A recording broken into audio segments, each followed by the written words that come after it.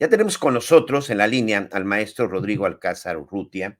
Se lo conoce muy bien, él es el director general del Instituto de Movilidad de Quintana Roo. Y bueno, maestro, en estos días, pues mucho trabajo, seguramente muy ajetreado como todos los días, pero en esta ocasión, pues, sobre todo con lo que hemos visto con algunos operadores del transporte público. ¿Qué tal? ¿Cómo está? Bienvenido. Hola Miguel, ¿cómo estás? Buenas tardes y saludos a toda la gente que nos escucha. Y sí, como comentas, hemos tenido varias situaciones en estos días. Sí, muchas gracias. Vamos a empezar, si me lo permite, con el tema de la movilidad por este tema de las lluvias, que es lo más reciente. Platicábamos también con Julio Villarreal el día de ayer, Julio Villarreal Zapata de la Canirac, en donde tuvieron un ausentismo laboral precisamente porque muchas rutas se vieron suspendidas, afectadas por el agua. Hoy, ¿qué reporte tiene? ¿En dónde está ya la movilidad sin ningún problema, el transporte de calles? ¿Cuál es el reporte en este momento después de las lluvias que se presentaron en el estado? Bueno, prácticamente está normalizado el tema del transporte, sobre todo en la ciudad de Cancún cuando llueve. Es un problema. Cuando se inundan las calles, las combis no pueden entrar a estos encharcamientos, evidentemente. Los camiones no tienen tanto problema y por eso se ven afectadas las rutas. Además de que las aglomeraciones de personas hacen que colapsen los paraderos. Pero bueno, en este momento está prácticamente normalizado el tema de transporte público y no se reportan inundaciones importantes, pues ya prácticamente en ningún lado. Bueno, es algo que sin duda está preocupando por esas cuestiones del ausentismo. Maestro, en estos días vimos algunas situaciones en donde operadores del transporte público, pues bueno, siguen ofendiendo al gremio, siguen ofendiendo al usuario, poniéndolo en riesgo, una situación que evidentemente pues no se debe de permitir porque además de que se pone en riesgo la integridad de muchas personas, la imagen, vaya que para nada es pues bastante positiva, desde el hecho de que se pelean por el pasaje hasta circulando en ciclovías o circulando en la banqueta. Sí, bueno, al final son situaciones que no se pueden permitir. Desgraciadamente, en muchas de las situaciones no está la autoridad, no hay flagrancia. Y bueno, por eso yo aplaudo y he aplaudido los videos que se compartieron, que son muy claros, son videos con los que realmente podemos trabajar la autoridad para poder generar sanciones, como fue el tema de la combi y el camión que invaden el área peatonal. Usted tiene bajo su cargo, bajo su responsabilidad, a un grupo de inspectores que recuerdo hace unos meses, cuando empezaba sobre todo el problema con las plataformas digitales, en donde usted decía, el problema es que a veces, pues, son tantos el movimiento del transporte público, dígame si estoy en lo correcto, estoy equivocado, que urge tener esta mayor vigilancia y sobre todo el mayor número de inspectores. ¿Esto ya se regularizó? ¿Ya tenemos lo suficiente o sigue siendo todavía ahí uno de los pendientes? Pues mira, estamos prontos a tener un aumento en la fuerza operativa, no a lo mejor el número suficiente que debemos de tener, pero un número importante de inspectores se van a sumar a las tareas. Ahora, yo te diría, pues más un tema de poner inspectores es un poco lo que pasa, por ejemplo, con tránsito. No se trata de poner un policía en cada semáforo, se trata de que la gente respete los semáforos. Tenemos que trabajar mucho en la cultura vial y tenemos que trabajar también, sobre todo, en la capacitación y el ordenamiento del transporte público.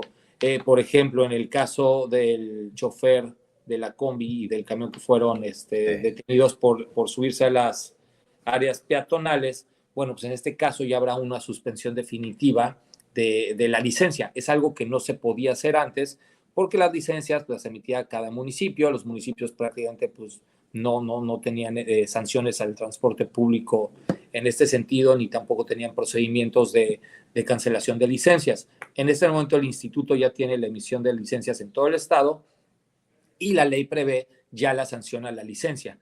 Lo que quiere decir que estos choferes no van a poder volver a manejar ningún transporte público en el estado. Entonces vamos a ir sacando malos choferes de la calle Muy y bien. esto irá haciendo que el comportamiento de los buenos choferes se note sin la necesidad de tener 1000 inspectores en la calle checando que todos se porten bien. Hoy tiene la fortuna, y digo, tiene la fortuna, tenemos la fortuna, que puede contar con miles de inspectores, que es la gente que está en la calle con el teléfono, que gracias a ellos finalmente se logra detectar a todo este tipo de irregularidades. pero gente que también de pronto en redes sociales, y nos han llegado muchos comentarios, maestro Rodrigo Alcázar, de que dicen, es que no se les sanciona, el problema es que hacen este tipo de cosas porque no hay castigos. No, no, sí hay castigos. Digo, empezando por el castigo económico, que es el que siempre se ha aplicado, de llevarte una camioneta al corralón donde se pagan multas de hasta 70,000 pesos. ¿Cuál es el problema? Y el problema de fondo viene aquí. La ley anteriormente castigaba al concesionario, porque el que paga la multa de la camioneta es el concesionario. Al final él saca su camioneta y pues bueno, corre el chofer y contrata a otro chofer. Pero el chofer que comete la falta no tenía ninguna sanción. Él solamente se iba y se ponía a trabajar en otra unidad de transporte. Ahora no, ahora la sanción viene también al chofer cuando le compete al chofer. Hay sanciones que son atribuibles al concesionario, como por ejemplo no estar al día en los papeles o no tener una póliza de seguro pagada o que el vehículo esté en mal estado. Pues eso es atribuible al concesionario. Pero el pasarte un alto, el subirte a una banqueta, eso es totalmente atribuible a la conducción del chofer. Entonces era importante que la ley hiciera esta diferencia para poder darle un castigo a quien realmente tiene la culpa. En este sentido, el hecho de quitarle la licencia a un chofer de transporte público, pues lo que te está diciendo es que esa persona ya no puede volver a ser contratada. Porque si un concesionario contrata a alguien que no cuente con la licencia categoría C, entonces la sanción sería para el concesionario. Esto es importante. En este caso, se les quita la licencia y ya no van a poder obtener una licencia tipo C, pero en el caso de la A que tenemos normalmente todos los automovilistas, con esa no tendría ningún problema. No hasta que cometan una infracción con esa Claro. licencia, porque tampoco podemos violentar el derecho de los ciudadanos. Al final, yo como instituto le di una licencia tipo C para transporte público. Él está violentando la ley y se le cancela ese tipo de licencia. Pero por supuesto, él puede sacar un automovilista. Con esta no puede manejar en servicio público. Eso es muy importante, sobre todo para que ojo y atención con los concesionarios. Sí hay un tema que evidentemente, y no solamente creo que tiene que ver con Quintana Roo, sino tiene que ver en general en el país, es el tema de movilidad. El transporte público, por desgracia, por muchos años, en algunos lugares parques vehiculares que no han sido renovados, choferes sin preparación, o sencillamente en muchas ocasiones choferes que ni siquiera cuentan con la licencia. No es sencillo de pronto, después de tantos años con vicios, después de tantos años con estas irregularidades, pues de la noche a la mañana poner en orden todo esto, maestro. No, para nada, no, no es sencillo y eso es lo que me gusta de mi trabajo, que no es sencillo. Los retos son grandes, pero al final la idea la tenemos muy clara. El primer paso era el reconocimiento en la ley. ¿A qué me refiero el reconocimiento en la ley? Todo lo que está en la calle tiene que ser reconocido. Mototaxis, plataformas digitales, taxis, combis. Y no tener una ley pues, que hace como que unos no existen y otros sí existen. Esto te genera irregularidad, te genera, por supuesto, crecimiento desorganizado de lo que es el transporte público. Entonces, ese era el primer paso, el reconocimiento. El reconocimiento ya lo tenemos en la ley y ahorita estamos en el paso 2. El paso 2 es el ordenamiento y después del ordenamiento viene el mejoramiento. No quiere decir que no puedes mejorar sin ordenar, pero el cambio real viene cuando tú ya tienes cierto orden y es en lo que estamos trabajando, en el tema de las autorizaciones de las plataformas digitales, los permisos para los mototaxis, el tema de la escacharrización del parque vehicular que está pues, ya obsoleto. Claro. Y al mismo tiempo estamos trabajando en proyectos importantes para el cambio de sistema de transporte público que tenemos. Entonces, vamos trabajando los dos frentes al mismo tiempo, pero lo que sí es muy importante es que la gente sepa que cuando tú haces una política de transporte público, no puede ser una política a corto plazo. No existe una política de transporte o de movilidad a corto plazo. Entonces, cuando hablo de corto plazo, estoy hablando de una administración.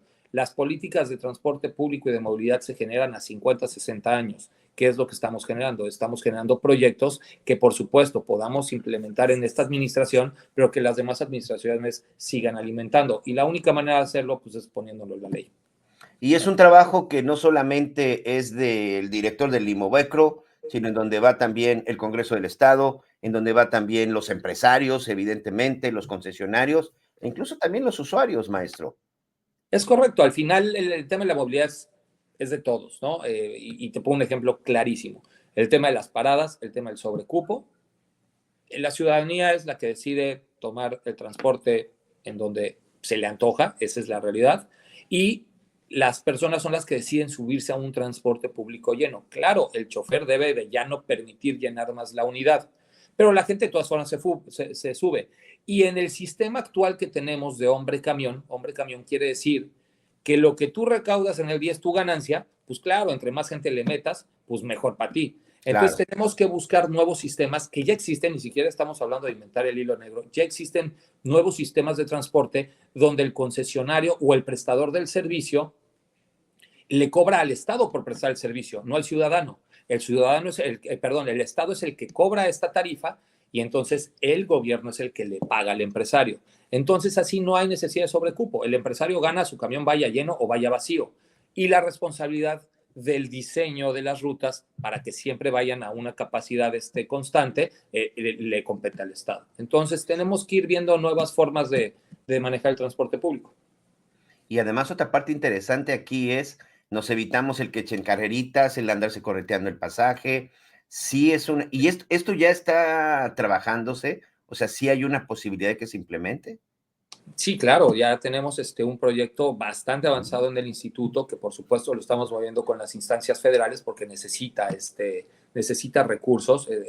También es algo importante decir, el tema del transporte público no es algo barato, es algo que hay que invertirle porque también tiene mucho que ver con la infraestructura, las calles, las banquetas, los paraderos, el material rodante que es bastante costoso, el mantenimiento. Entonces, sí hay un proyecto bastante serio que se ha trabajado y bueno, estamos en un proceso de conseguir los recursos. Bueno, pues vamos a estar, si nos lo permite, en contacto. Me parece que este es un gran tema y sobre todo es algo que le va a beneficiar a miles de personas. Hablamos concesionarios, hablamos de usuarios, porque, insisto, si hay algo importante en el crecimiento de una ciudad, de un estado, de un país, tiene que ver con la movilidad. Y si no, bueno, pues ahí están los mejores ejemplos en los países europeos. Maestro Rodrigo Alcázar Urrutia, muchas gracias como siempre. Gracias, Miguel. Saludos a todos y estamos pendientes las veces que necesites.